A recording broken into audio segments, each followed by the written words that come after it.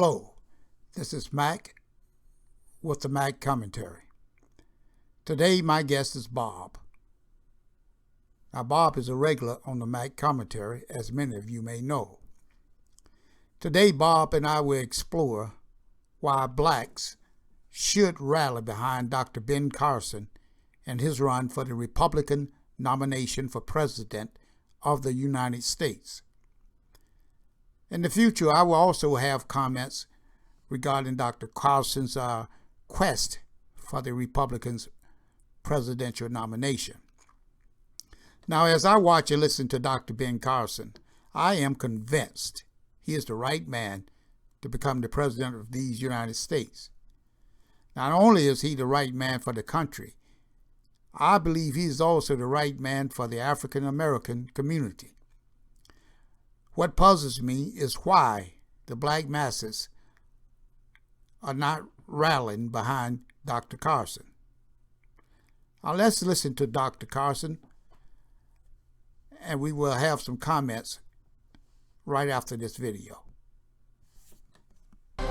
Breaking tonight, Republican candidate Ben Carson unleashes a dramatic new message in the 2016 race for president as he launches a scathing critique of the Black Lives Matter movement, some of America's big city mayors, and the entire Democratic Party. Welcome to the Kelly File, everyone. I'm Megyn Kelly. It hit just a couple of hours ago, a USA Today editorial from Dr. Ben Carson that specifically speaks to black voters but concerns the entire country. Dr. Carson goes directly after the Black Lives Matter movement, saying they are distracting people from what matters most. He says the real problem for minority communities is not the police departments. It is young people who cannot find jobs, parents who don't have the skills to compete, and violence that tears apart these neighborhoods. He writes about growing up with bullets, drugs, and death in the places he played tag with friends. How his older cousins died on the streets, but his mother made sure that didn't happen to him using little more than a library card. Dr. Carson issues his own call to action, telling folks if they want to march, they should, on local education boards to protest schools that have failed whole generations, on an entertainment industry that glamorizes black men as thugs and women as trash, on City Hall to ask how living behind 3 deadbolts is living in freedom, on crack houses before they tear them down, on Washington to ask about a war on poverty that left poverty winning and black communities losing, on Democrats to tell them black Americans don't want to be clothed and fed and housed by their government. They want their honor and dignity, and on the Republican Party to tell its members they have ignored black America for far too long. Dr. Ben Carson is a Republican candidate for president. Dr. Carson, thank you for being here. And whoa, thank you. Way to lay it out. I mean, we have been talking for months on this show about how some believe too few in the black community have turned and said, stop, don't act as victims and don't look squarely at the police. Start looking inward. It's not that you don't look at the police at all. It's not that there's no police brutality, but there is a major problem plaguing inner city America right now that in too many circles has been ignored. Well, it is a big problem. And actually, there are a lot of people in the black community who actually think the way that I do, but it's very risky to actually say it because then you'll be called a name, you'll be scorned. And that is what the established Progressive Party wants. They don't want anybody to speak out against this. And they want to demonize anybody who does so because they want to maintain their power.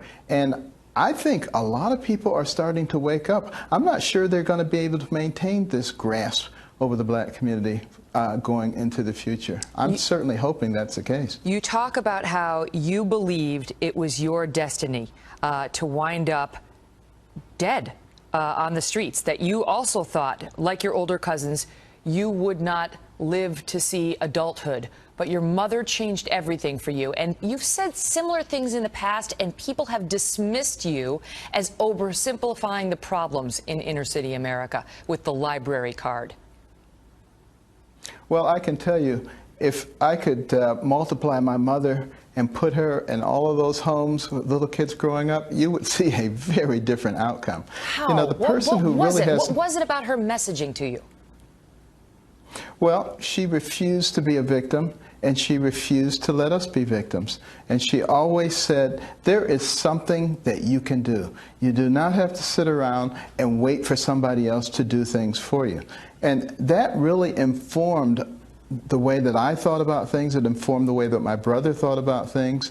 And, you know, there were other people that I knew in the neighborhood whose parents were like that, who also turned out to be shining examples. It's not a fluke by any stretch of the imagination. You talk about the schools and how abysmally they have failed inner city America, saying the teachers' unions, their failures don't kill as quickly as a bullet, but they do kill as surely as one. Absolutely, because education is the great divide in this country. It doesn't matter what your ethnic background or your socioeconomic background is. If you get a good education, you write your own ticket. End of story. No ifs, ands, and buts about it. And we need to be emphasizing that. You know, one of the things that I tell people all the time is during slavery, it was illegal to teach a slave to read. Now, why do you think that was? Because even those evil masters knew that an educated man is a free man. What of the, I know you say you believe the Democrats, they basically want to provide public assistance for these communities as opposed to help them, encourage them to lift themselves out, to change their lives as you did in your own family. But you also cast blame on the Republicans for ignoring these communities.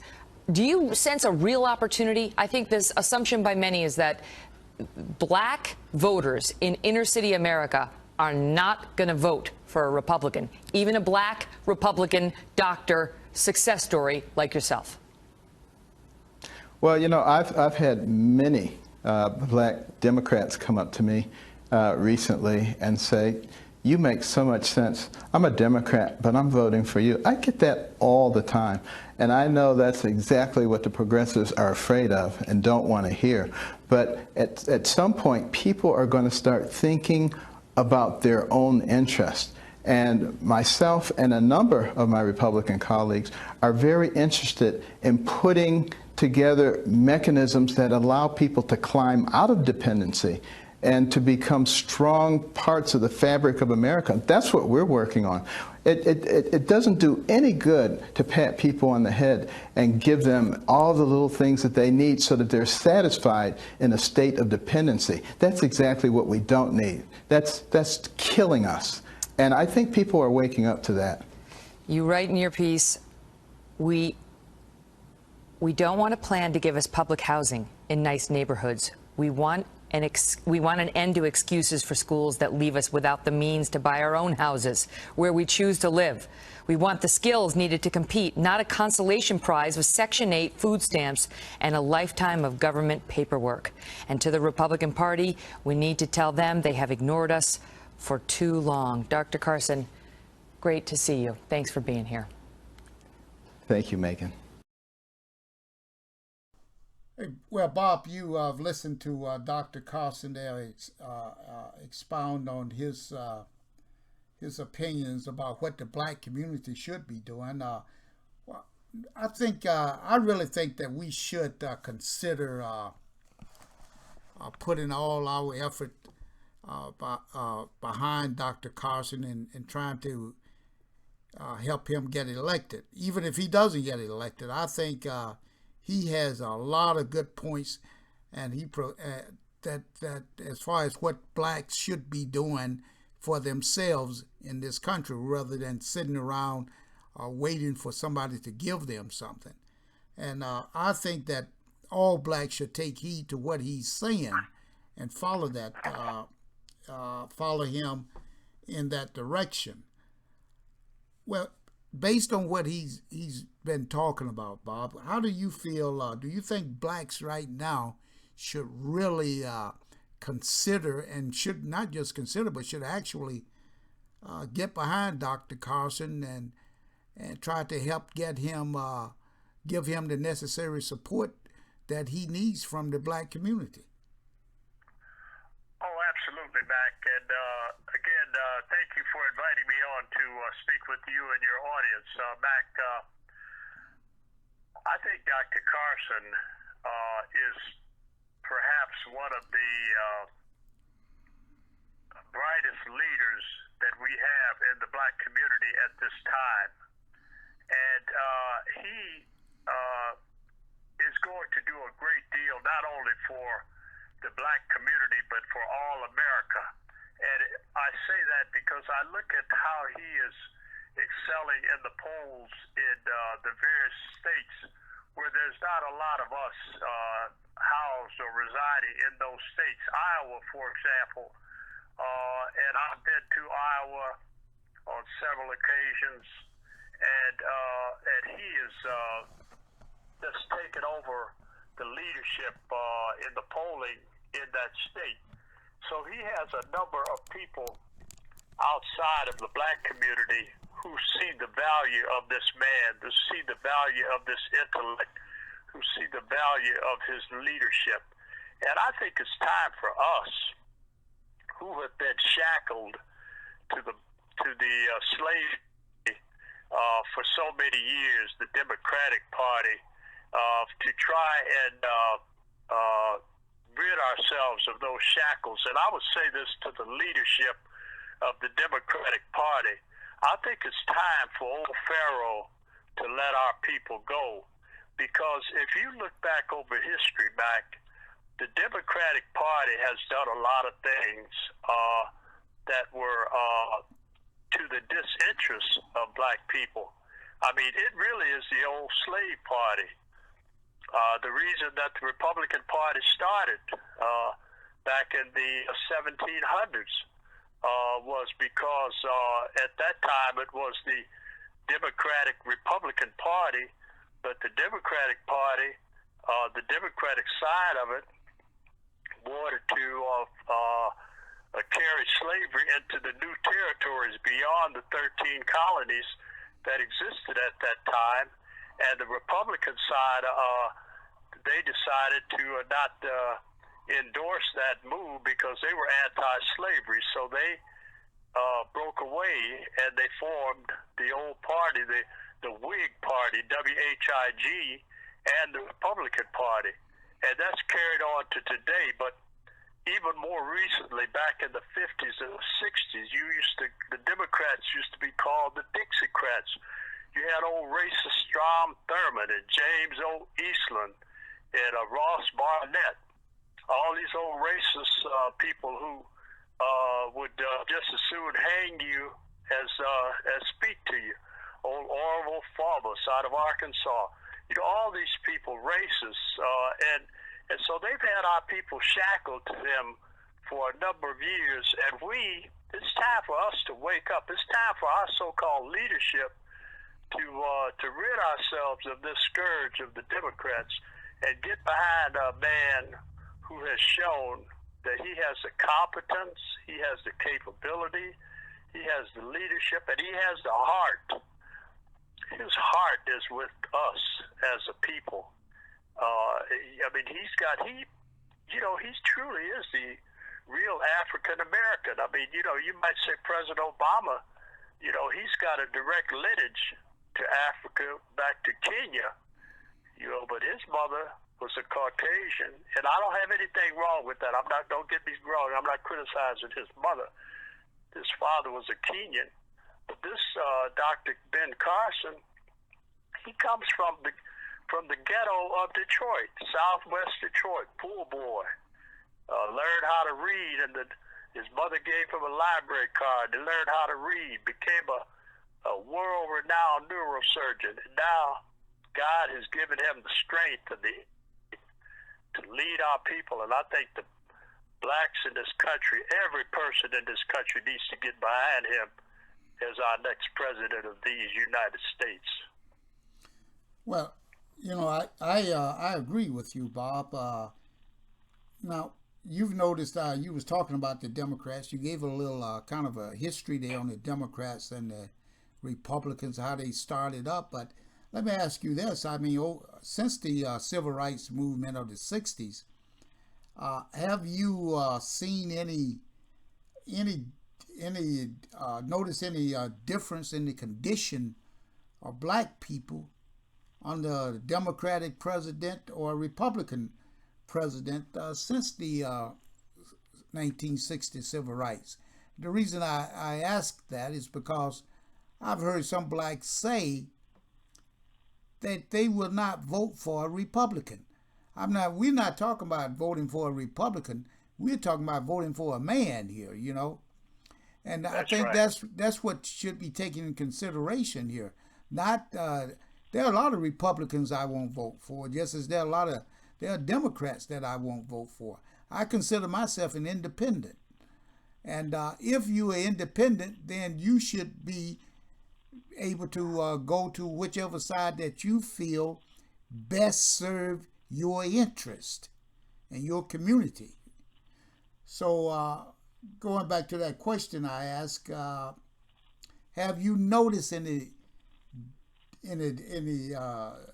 difference in the condition of blacks under the Democrats versus the Republicans administrations?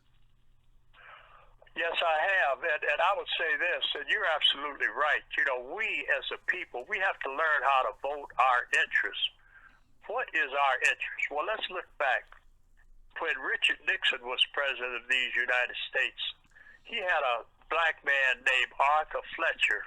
I think Mr. Fletcher was from Washington State, but he had him in the Labor Department, and Mr. Fletcher, under a Republican administration, was the one who started the whole affirmative action in the jobs programs, started apprenticeships and with these unions so that blacks could get some of these high-paying, high-skilled jobs in the electrician union, the carpenters unions, and those kinds of things.